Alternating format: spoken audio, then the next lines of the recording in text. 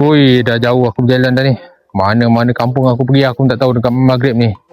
Ya Allah Tuhanku, janganlah ada gangguan petang-petang ni aku ya Allah. Aku nak mancing ni ya Allah. Biarlah ada gangguan. Aku ini selepas itu malam kita orang sepuluh ada motor kan.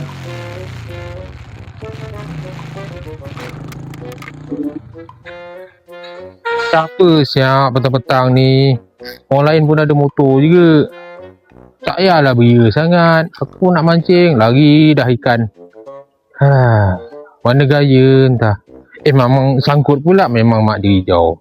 Memang sebaik kau lepas.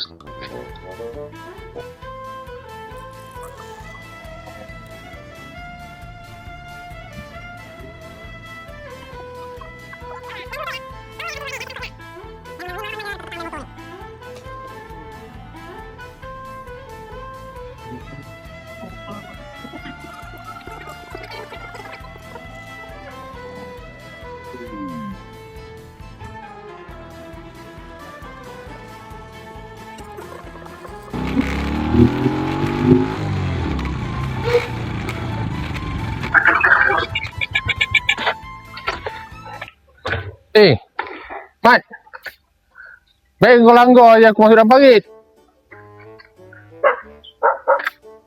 Anjing pun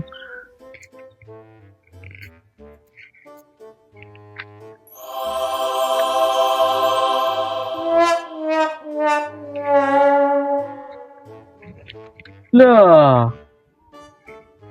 Abang sesangkut. Sini pun abang boleh mancing. wah Mat, engkau ke? Wah, itu bukan kau dekat bandar. Dekat ST pun kau.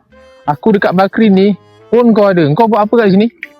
Aku nampak daripada tadi kulo kile.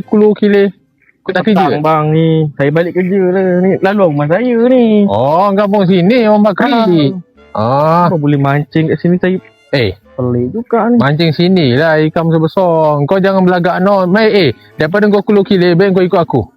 Macam mancing. Mancing. Sini. Sini ni. Sini lah ikan besar-besar. Sini. Ni bukan saya punya permainan bang kalau sini. Habis? Saya level-level saya tu. Kolam tu. Kolam. Mengejar jackpot. Tu saya punya level. Dari sini saya tak main bang. Alah sekali main lah sini. Kadang-kadang saya ikut trip laut. Pergi laut 3 hari. Masih pergi 3 hari. Kadang-kadang 44 hari bang saya. 44 hari kau ni. Bebetik kau ni 44 hari. Ya tu saya bila saya Orang macam tablik lah kau ni mancing bang kat sini. Mancing lah. Daripada kau kulu kile, kau ni lah. Kau ni naik bot pula. Ya entah bot ni. Entah bot berkaki entah. Tak terbalik lah. Boleh campur ke tak? Gerak dulu lah. Okay.